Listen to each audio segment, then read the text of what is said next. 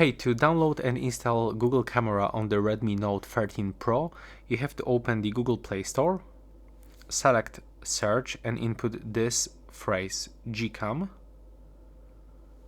and we have to get this application, the Gcamator.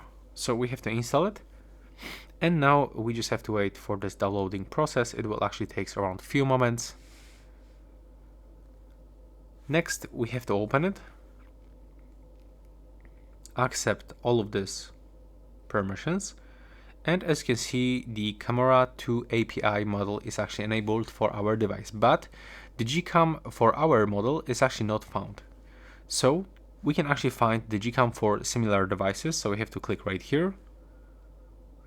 Now this application is going to download our phone specs, but it looks like we actually cannot find. But I've got one trick how to bypass this one, so we have to click here, tap here and input this phrase Redmi Note, and now we are searching for the latest version of the Gcam. So as you can see right here, we can, for example, find for the Redmi Note 13 4G, and this is actually 8.1, or right here we even got the 8.9. So let's try to get this one. Now there's actually the downloading process. I'm just also searching for any other version, but it looks like this one is actually the latest one.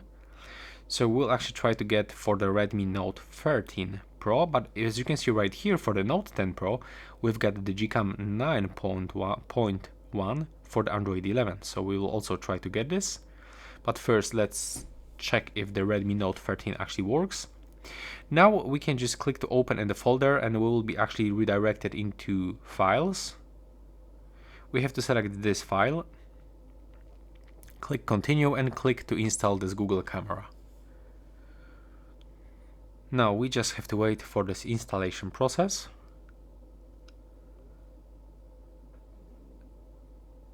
Now let's wait for this Xiaomi security scan. Okay, now as you can see, everything is fine. There's like no any risks.